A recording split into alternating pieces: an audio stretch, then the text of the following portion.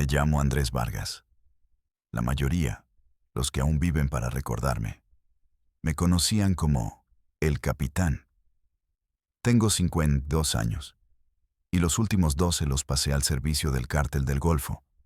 Aunque el nombre es lo de menos, al final todos responden a los mismos dueños, a la misma sed insaciable de dinero que se alimenta de sangre y miseria.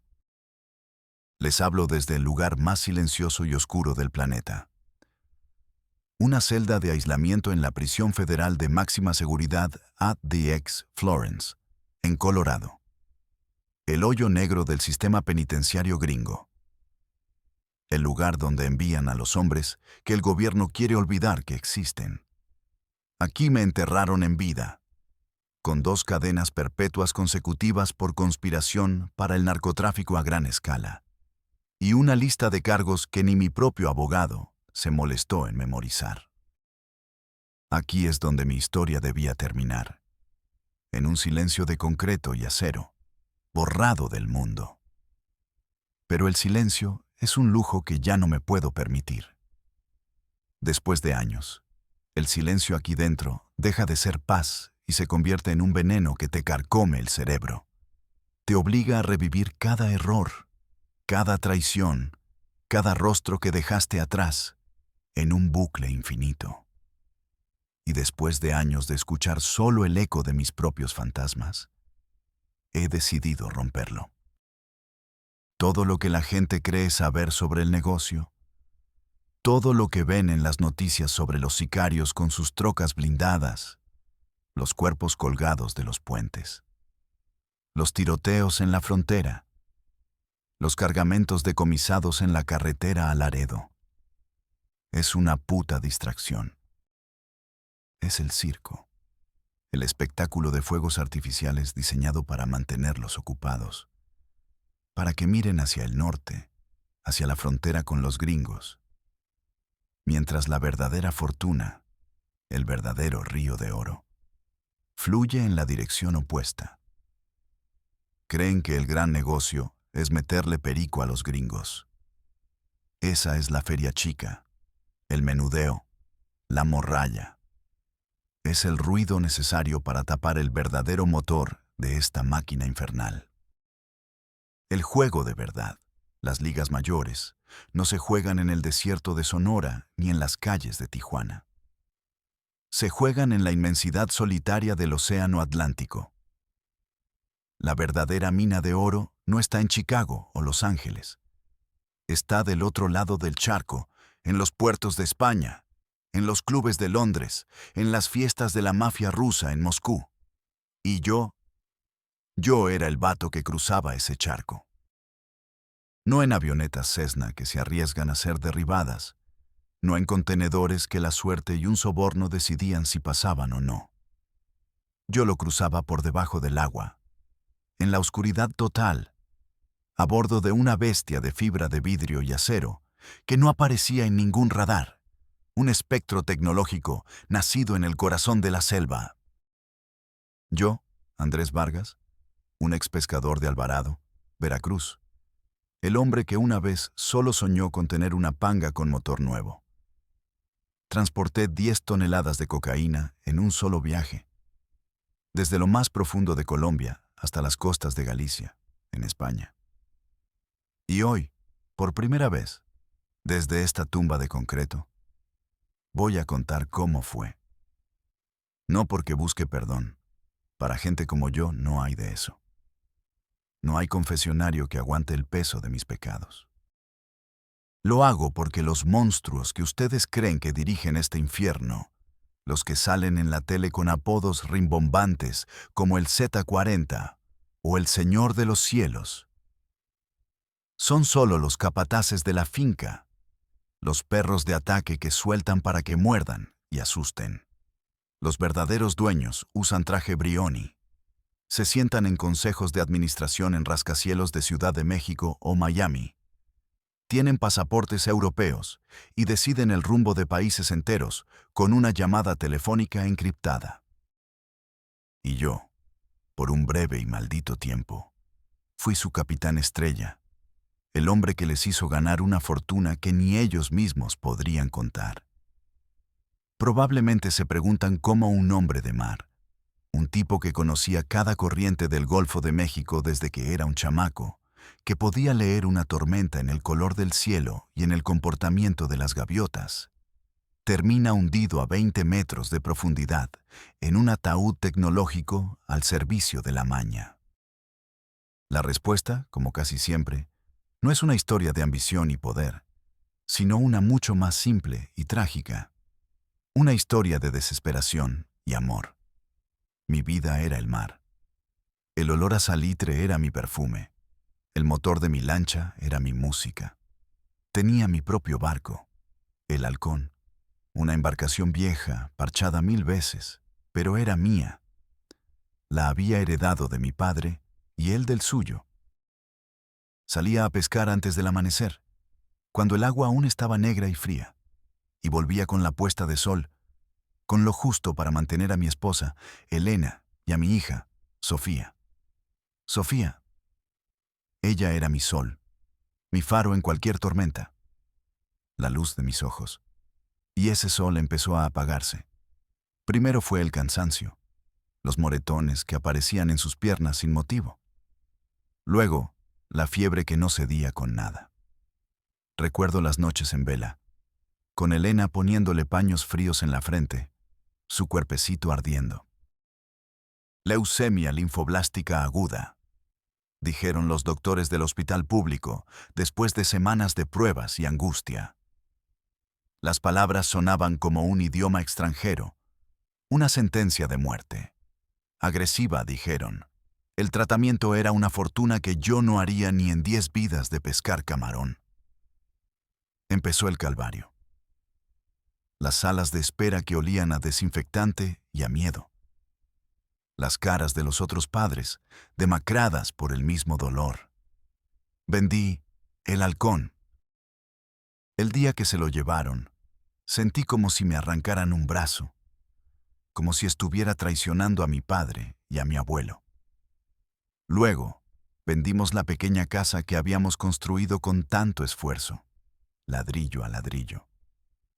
Nos fuimos a vivir arrimados a casa de mi suegra, en un cuarto donde apenas cabíamos los tres y el olor a humedad se te metía en los huesos.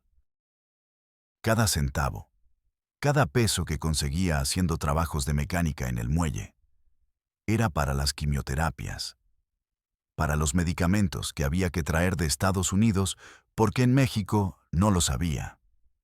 El dinero se escurría como agua entre las manos y la enfermedad, como una marea oscura, seguía avanzando.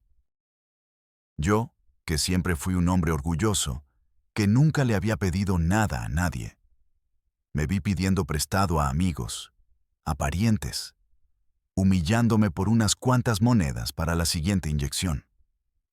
La desesperación es un ácido que te corroe por dentro.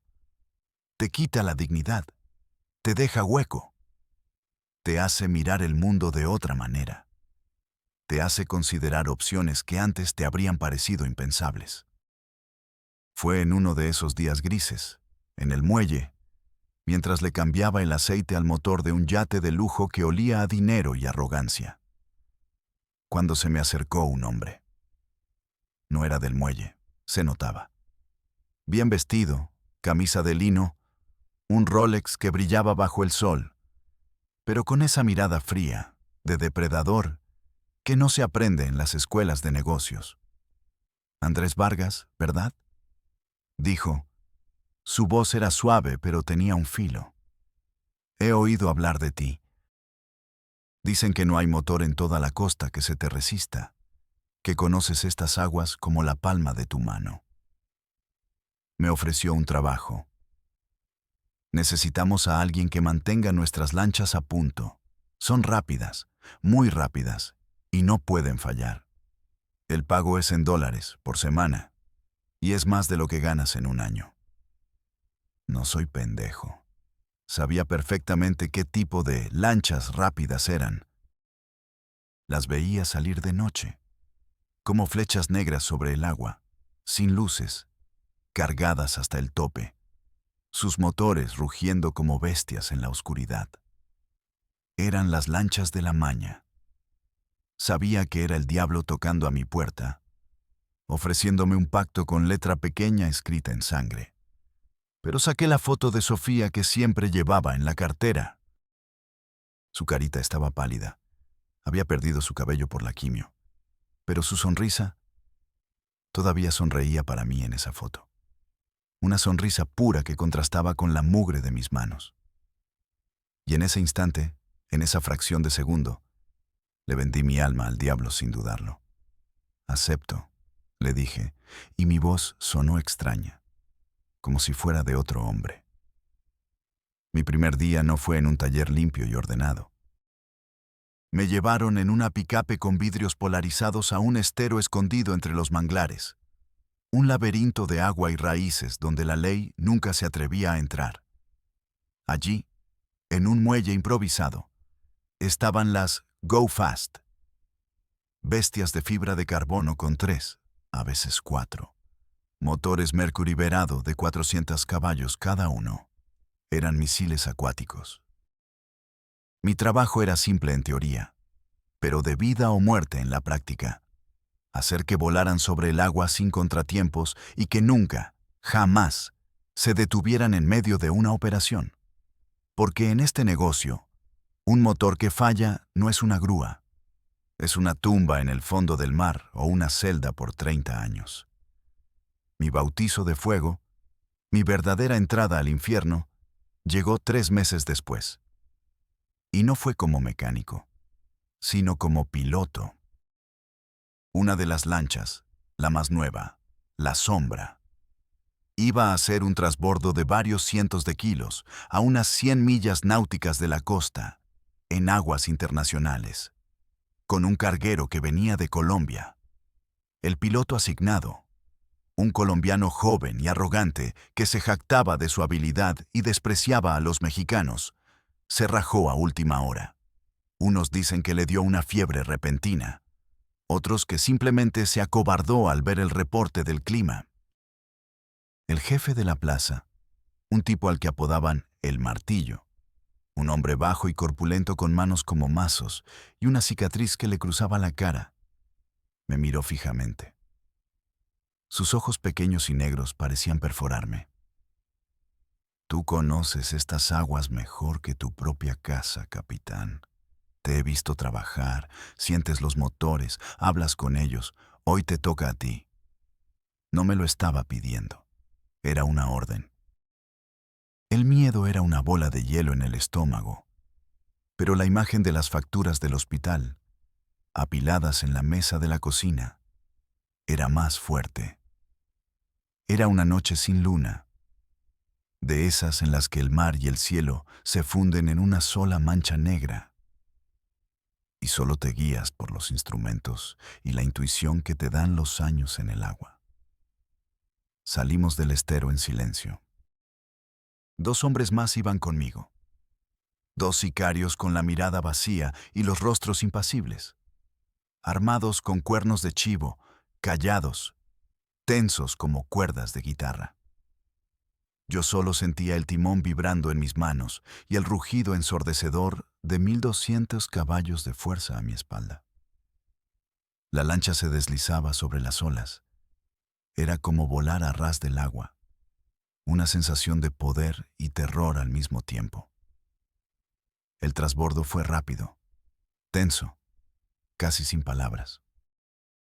Luces de linterna, bultos pesados pasando de una cubierta a otra en el mar picado, y luego, la huida de regreso.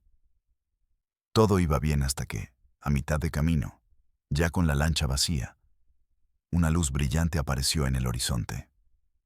Luego otra, una interceptora de la Marina. Nos habían detectado, probablemente por un satélite térmico o un avión patrulla. El pánico se apoderó de los otros 2. «Dale, cabrón, písale a fondo». «¡Que nos alcanzan!», me gritaban al oído. Sus voces agudas por el terror, la valentía del sicario desaparecida. Pero yo sabía que en una carrera en línea recta no teníamos oportunidad. Sus barcos eran más lentos, pero tenían radar, mejor alcance y, sobre todo, cañones de 50 milímetros. Hice lo único que podía hacer. Usé mi conocimiento, mi única ventaja. En lugar de huir hacia mar abierto, viré bruscamente 90 grados hacia la costa, hacia una zona que en las cartas náuticas aparecía marcada en rojo con calaveras. Los arrecifes de la Blanquilla, un cementerio de barcos que solo los pescadores locales más viejos y locos conocíamos. Era una locura. Navegar a más de 50 nudos en ese laberinto de rocas y coral afilado como cuchillos era un suicidio. Los gritos de mis acompañantes se convirtieron en rezos ahogados y maldiciones. Yo no veía nada más allá de unos metros. Solo sentía el mar debajo de mí. Recordaba las cartas de navegación que había memorizado desde niño. Cada bajo, cada canal oculto, cada roca traicionera. Pasamos rozando formaciones de coral que habrían destripado el casco como a un pescado. Sentía las rocas pasar a centímetros. La lancha saltaba y se retorcía como un animal herido. El casco golpeaba el agua con una violencia que amenazaba con desintegrarlo. La patrulla de la marina no se atrevió a seguirnos. Para ellos era una barrera infranqueable, una muerte segura. Los perdimos en la oscuridad. Llegamos al estero de madrugada, tiritando de frío y adrenalina, con uno de los motores fallando y el tanque de gasolina marcando vacío. Pero llegamos. El martillo me estaba esperando en el muelle, con los brazos cruzados. No dijo nada. Solo me miró. Caminó hacia mí y me puso una mano en el hombro, una mano que pesaba como un yunque. Luego, sacó un fajo grueso de billetes de $100 y me lo puso en el pecho. Bien hecho, capitán. Fue todo lo que dijo. En ese momento, no solo había salvado el pellejo y la mercancía. Me había ganado un nuevo nombre, un nuevo tipo de respeto. Ya no era el mecánico. Era el capitán, el hombre que podía navegar en el infierno y salir del otro lado. Ese día, mi destino cambió para siempre. Y fue entonces cuando empecé a entender la verdadera y aterradora estructura de todo esto. Unas semanas después, el martillo me dijo que hiciera una maleta pequeña. Un jet privado me esperaba en un aeropuerto clandestino. Aterrizamos en Toluca y una Suburban blindada me llevó a la Ciudad de México, al corazón del distrito financiero de Santa Fe. Yo esperaba encontrarme con el martillo o alguien de su calaña, en una bodega con música de banda a todo volumen y olor a cerveza. Pero me llevaron al penthouse de un rascacielos de cristal que arañaba el cielo. La puerta se abrió y me recibió un hombre de unos 60 años, alto, delgado, de cabello plateado, vestido con un traje italiano que costaba más que mi viejo barco. Hablaba por teléfono en un inglés perfecto y fluido sobre fondos de inversión y mercados asiáticos. No había hombres armados a la vista, solo asistentes jóvenes y eficientes con iPads y una vista panorámica de toda la ciudad que te quitaba el aliento. Del olor a manglar y gasolina al aire acondicionado y el aroma de un perfume caro. Me ofreció un whisky Macallan de 25 años en un vaso de cristal tallado. Se presentó como Ricardo, solo Ricardo. Andrés, me dijo con una sonrisa que no le llegaba a los ojos fríos y calculadores. Su hazaña en los arrecifes ha llegado a oídos importantes. La gente para la que trabajo valora la competencia y la sangre fría por encima de todo. Tenemos un proyecto para usted. Algo transatlántico. Fue un shock. Este hombre no era un narco del estereotipo. Era un empresario, un tiburón de las finanzas. No hablaba de plazas ni de kilos. Hablaba de logística, de cadenas de suministro, de mercados emergentes en Europa del Este, de gestión de riesgos. Fue mi epifanía. Comprendí que los sicarios, los jefes de plaza como el martillo, Los que morían en las calles de Tamaulipas eran solo la mano de obra, los empleados desechables de una corporación multinacional invisible y brutal. El verdadero poder no llevaba botas vaqueras ni cadenas de oro. Llevaba trajes de miles de dólares. Tenía títulos de universidades de la Ivy League y contaba a políticos, jueces y generales entre sus empleados. Don Ricardo, como todos le llamaban con un respeto que rayaba en el temor, era uno de los directores de esa corporación, y me estaba ofreciendo un ascenso a un nivel que ni siquiera sabía que existía. El proyecto transatlántico era el narco submarino. Un par de semanas después de esa reunión, me enviaron a Colombia. De nuevo, en un jet privado. Pero esta vez el destino fue un campamento clandestino escondido en lo más profundo de la selva del Chocó, una de las zonas más lluviosas e impenetrables del planeta. El lugar estaba protegido por un anillo de seguridad de lo que quedaba de las FARC, que ahora, desmovilizados y sin ideología, trabajaban como el ejército privado mejor pagado del cártel. Allí, en un astillero improvisado, bajo una cubierta de lona y vegetación para ocultarlo de los satélites, estaban construyendo la Bestia. No era un submarino militar capaz de sumergirse a cientos de metros, sino un LPV, un Low Profile Vessel, un semisumergible. Su diseño era una genialidad perversa. Estaba hecho para navegar justo debajo de la superficie, con solo el snorkel para los motores y una pequeña torre con el periscopio asomando apenas unos centímetros sobre el agua, lo que lo hacía casi invisible al radar y a la vista. Medía unos 25 metros de largo, era estrecho y claustrofóbico como un ataúd.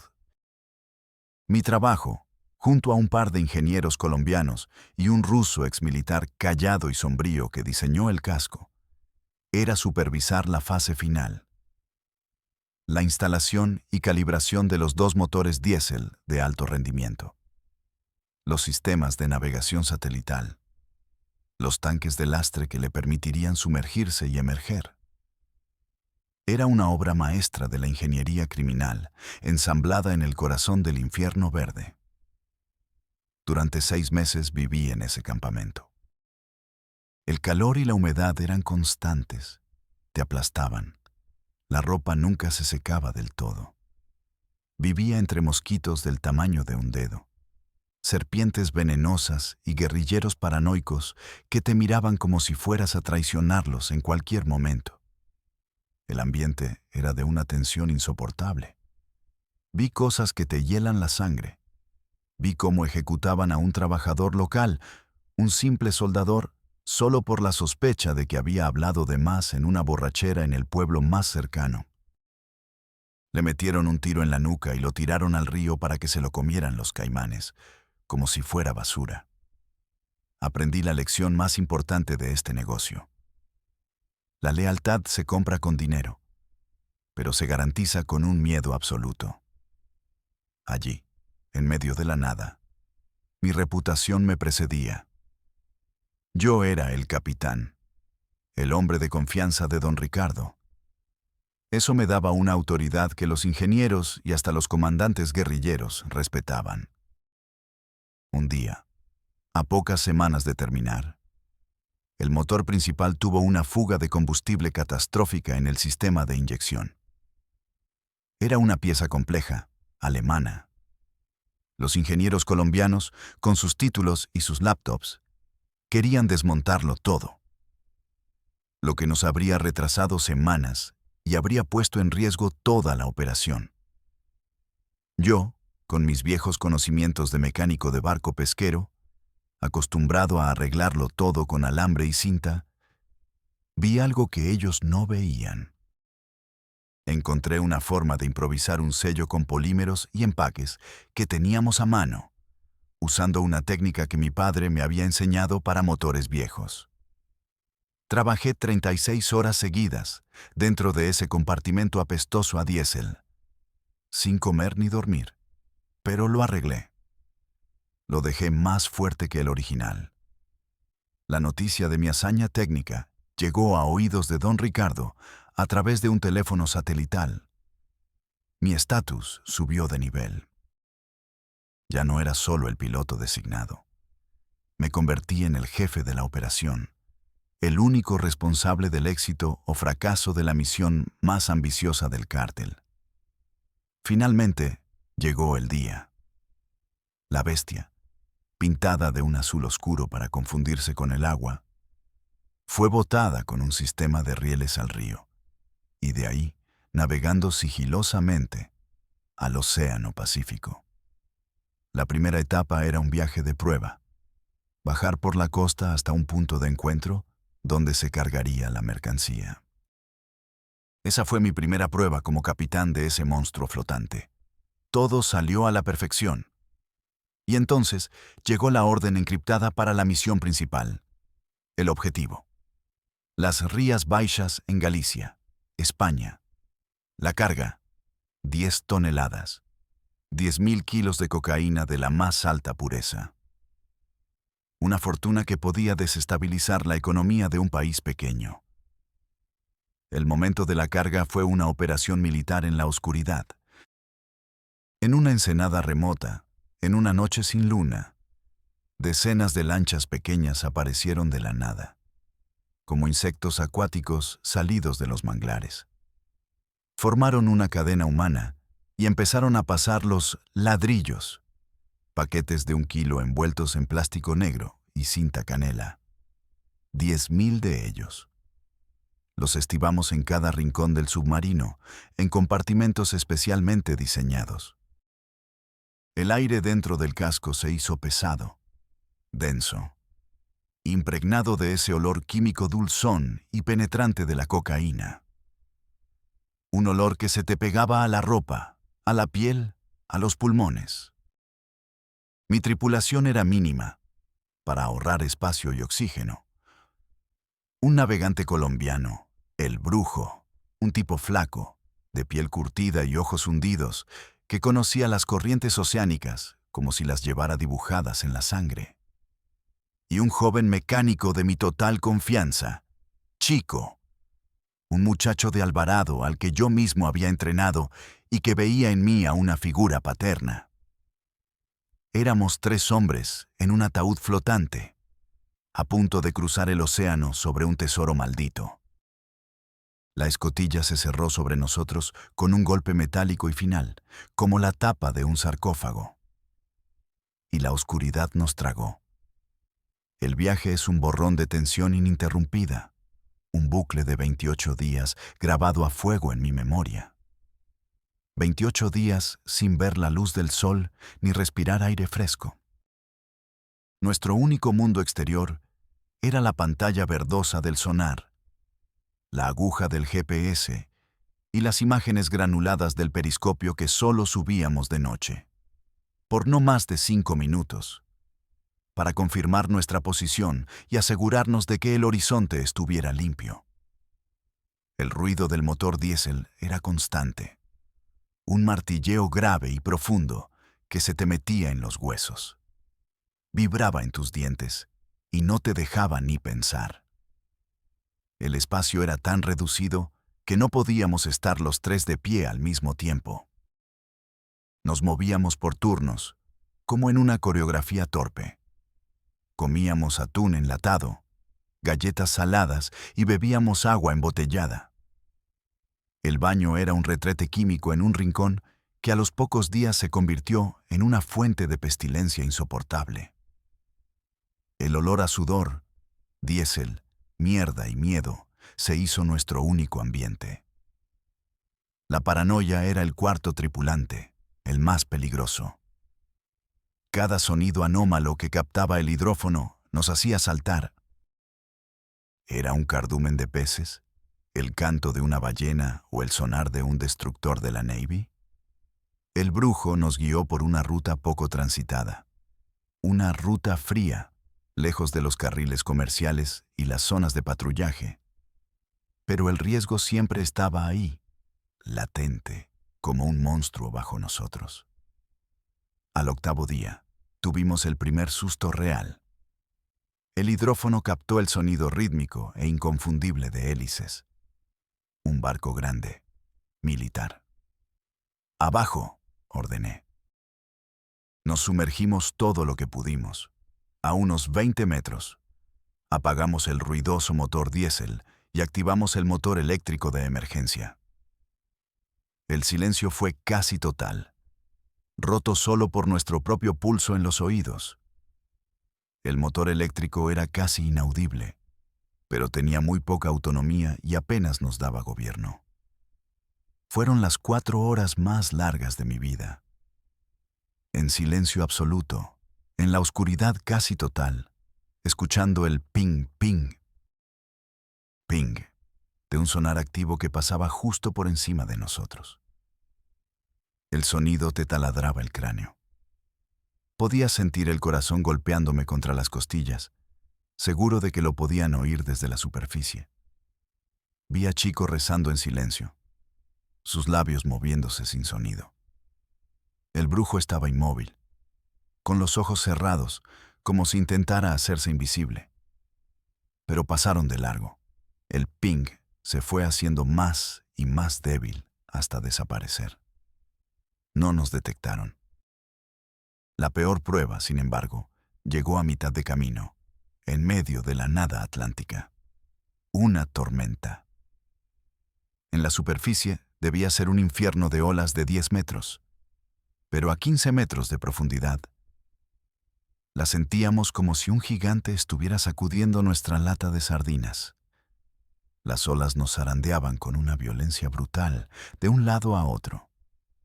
El submarino crujía y gemía como si fuera a partirse en dos. Una de las sacudidas, más violenta que las demás, nos lanzó contra las paredes y provocó un cortocircuito en el panel eléctrico principal. Las luces parpadearon y se apagaron. El motor se detuvo. Nos quedamos a la deriva, en silencio y oscuridad absolutos, escuchando solo el crujido del casco y el rugido sordo del océano. Chico perdió el control. Entró en pánico. Empezó a gritar que íbamos a morir, que el casco no aguantaría, que nos íbamos a hundir. Tuve que agarrarlo por los hombros y abofetearlo para que reaccionara. «Cálmate, cabrón. Si tú te rindes, morimos los tres», le grité. Con una linterna en la boca, trabajamos durante horas en el panel eléctrico. El agua helada nos llegaba a las rodillas por una pequeña fisura que se había abierto en un sello. Mis manos, acostumbradas a la grasa y a los motores, encontraron los cables quemados y, con pulso tembloroso, los empalmaron. Por un momento, no pasó nada. Luego, una chispa, y la luz de una bombilla volvió. El motor tosió humo negro, 1, 2 veces, y luego rugió de nuevo a la vida. Estábamos vivos, pero algo se había roto entre nosotros. Después de eso, un silencio sombrío se apoderó de la cabina. Ya no hablábamos de nada que no fuera la navegación. Cada uno estaba perdido en su propia cabeza. Yo solo pensaba en Sofía. La imaginaba en su cama del hospital. La imaginaba sonriendo. Me aferraba a esa imagen para no volverme loco en esa caja de metal. Finalmente, tras 28 días que parecieron 28 años, el brujo, que no había sonreído en todo el viaje, se giró y me dijo con voz ronca: «Estamos llegando, Rías Baixas». En la madrugada del día 29, emergimos sigilosamente en una cala gallega, una ensenada rodeada de acantilados que parecía sacada de una postal. Unas luces nos hicieron señales desde la costa. Eran ellos. Los socios gallegos, los herederos de los viejos clanes del contrabando de tabaco. Abordaron nuestra nave con una eficiencia asombrosa, y en cuestión de un par de horas, sin una palabra de más, traspasaron las 10 toneladas a sus propias lanchas planeadoras que desaparecieron en la niebla. Cuando el último paquete salió, sentí un vacío inmenso. El trabajo estaba hecho. Un hombre con un fuerte acento gallego me entregó un teléfono satelital. Al otro lado, la voz tranquila y fría de don Ricardo. Bienvenido a Europa, capitán. Lo ha conseguido. Sabía que no me defraudaría. Vuelva a casa. Su recompensa le espera. Hundimos el submarino allí mismo, abriendo las válvulas de fondo. Lo vimos desaparecer bajo el agua, llevándose con él todas las pruebas, nuestro hogar y nuestra prisión durante un mes. Una lancha nos llevó a un puerto pesquero, y de ahí, con pasaportes falsos y ropa nueva, volamos de regreso a México. Llegué a casa sintiéndome un fantasma, un extraño en mi propia vida. En mi cuenta bancaria, a la que accedí desde un cibercafé, había una cantidad de dinero con tantos ceros que me mareé. Más de lo que mi familia podría gastar en 10 vidas. Lo primero que hice, antes incluso de ir a casa, fue correr al hospital. Llevaba un fajo de efectivo que apenas me cabía en el bolsillo. Iba a llegar y decirle al doctor que no escatimara en gastos, que trajeran al mejor especialista del mundo, que la trasladaríamos a Houston en un avión ambulancia si era necesario. Pero llegué tarde. Mi esposa Elena me recibió en la puerta de la casa de su madre, con los ojos hinchados de tanto llorar, más delgada, envejecida. Sofía se había ido, una semana antes. Una infección hospitalaria se la llevó en una noche, mientras yo estaba en el fondo del océano, rodeado de cocaína, luchando contra la tormenta por un dinero que ya no servía para nada. Todo había sido en vano. El riesgo, el miedo, el mes en el infierno, la venta de mi alma. No había servido para una mierda. El dinero en el banco se sentía como ceniza, como un insulto. Caí en un pozo negro del que pensé que nunca saldría. Dejé de trabajar. Me pasaba los días y las noches bebiendo tequila barato en una cantina del puerto, tratando de borrar la imagen de su cara, tratando de ahogar una culpa que me quemaba las entrañas. Elena ya no me miraba igual. En sus ojos no había solo dolor, había también un reproche silencioso. El cártel me dejó en paz por un tiempo. El martillo me mandó decir que respetaban mi luto. Pero yo sabía la verdad. Un hombre que sabe lo que yo sabía, que ha visto la cara de los verdaderos dueños como don Ricardo y que conoce la ruta secreta a Europa. No se puede simplemente retirar. Eres un activo demasiado valioso o un riesgo demasiado grande. No hay término medio. Unos meses después, cuando ya era una sombra de mí mismo, me contactaron. Don Ricardo en persona me citó en una hacienda en las afueras de Cuernavaca. De nuevo, el lujo, el traje caro, los jardines impecables. Me ofreció sus condolencias con la misma frialdad con la que se habla del clima. Una formalidad. Y luego fue al grano. Estaban construyendo un submarino nuevo. Más grande, más rápido. Totalmente sumergible con propulsión diésel eléctrica. Basado en diseños rusos. Capaz de llevar 20 toneladas. Quizás más. Y querían que yo dirigiera todo el proyecto y, por supuesto, que fuera el capitán en su viaje inaugural. No, le dije. La palabra salió de mi boca antes de que pudiera pensarla. Fue la primera vez que le decía que no a esa gente. Su sonrisa de ejecutivo desapareció. Sus ojos se convirtieron en 2 pedazos de hielo. Capitán, dijo. Su voz bajó de tono, volviéndose seda y acero. Creo que no entiende su posición. Esto no es una oferta de trabajo que pueda rechazar. Usted trabaja para nosotros. Sabe demasiado. Ha visto demasiado. ¿O está con nosotros? o está contra nosotros. Y no creo que quiera saber qué les pasa a los que están contra nosotros. Su esposa Elena sigue viviendo en Veracruz, ¿verdad? Es una ciudad peligrosa últimamente. En ese momento lo supe. Mi hija estaba muerta. Mi alma estaba vendida. Y ahora, mi vida y la de mi mujer estaban sentenciadas. Les dije que necesitaba tiempo para pensarlo. Fue una mentira. Sabía que mi única opción era desaparecer. Esa misma noche, saqué todo el dinero que pude en efectivo. Empaqué una mochila. Le dejé una nota a Elena diciéndole que la amaba, pero que tenía que irme para protegerla. Y empecé a conducir sin rumbo, tratando de convertirme en un fantasma, de borrar a Andrés Vargas de la faz de la tierra. Pero no se puede escapar de una organización que tiene ojos en cada rincón del país, que tiene en su nómina a policías, a taxistas, a empleados de hotel. Duré 3 semanas como un fugitivo. 3 semanas de paranoia, durmiendo en hoteles de mala muerte, cambiando de coche, comiendo apenas, mirando siempre por encima del hombro. Me rastrearon a través de una tarjeta de crédito que usé estúpidamente para pagar un hotel en un pueblo perdido de la selva de Chiapas. Fui un idiota. La desesperación te hace cometer errores.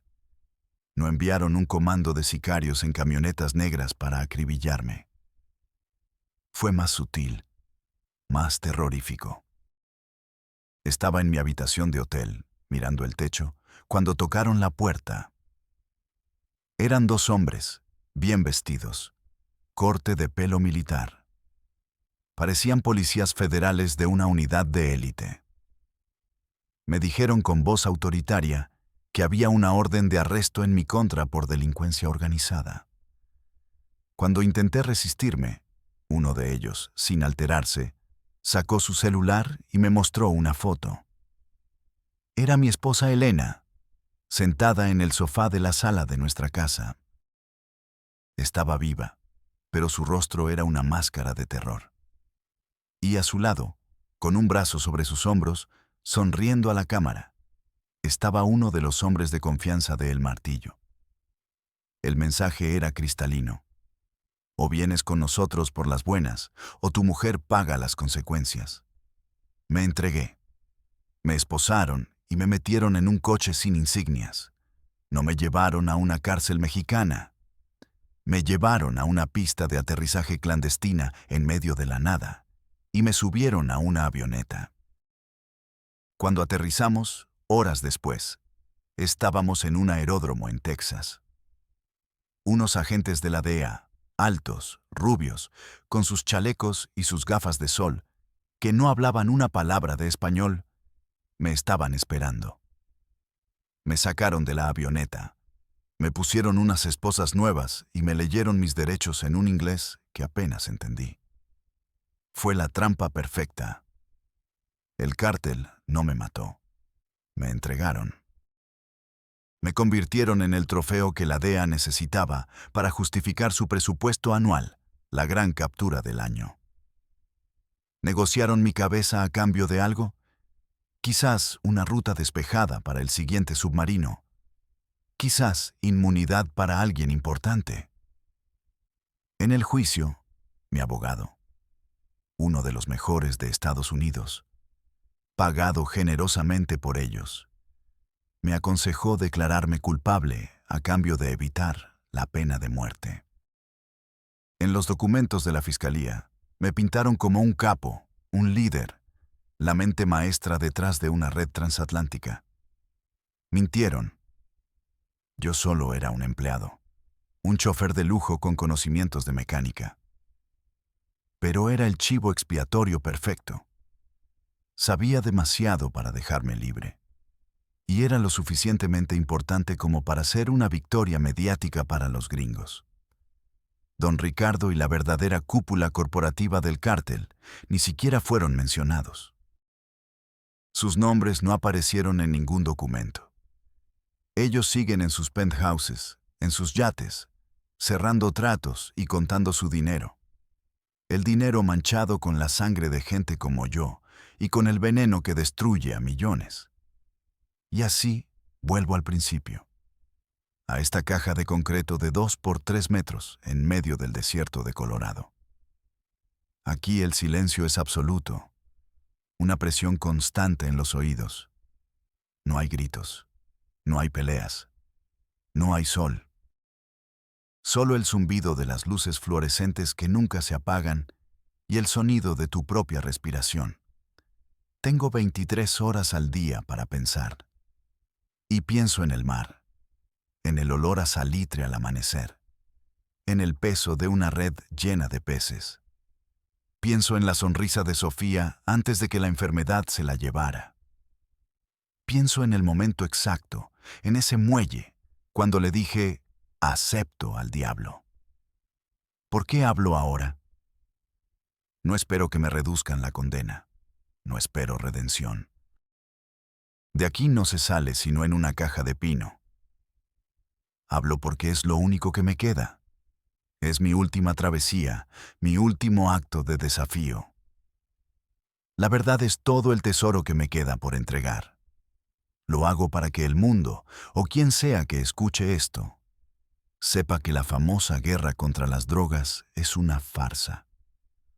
Un show montado para que los verdaderos dueños del circo, los hombres de traje como Don Ricardo, sigan haciéndose ricos en la sombra, inmunes, invisibles. Lo hago para que si algún día algún cabrón desesperado como yo se encuentra en una encrucijada, con el diablo ofreciéndole una salida fácil con un fajo de billetes en la mano, quizás recuerde mi historia. Quiero que sepan que ese dinero fácil es el más caro del mundo. Cuesta la paz, cuesta el alma, cuesta la vida de los que amas. Y al final, cuando crees que lo has ganado todo, te lo quita todo. Te deja aquí, en una caja, con el único eco de tus recuerdos. Yo fui el capitán. Crucé el océano en un monstruo de acero cargado de muerte. Vi la cara del verdadero poder, y no es la que sale en las noticias. Y ahora estoy aquí, en el fin del mundo, donde mi nombre ya no significa nada, donde solo soy el recluso número 7620112. No cometan mi error. Esa vida no es poder, no es riqueza, no es respeto. Es solo una forma lenta y solitaria de morir. Desde aquí, desde el fondo del abismo, ya no hay nada más que decir. Solo este silencio que ahora, por fin, he roto.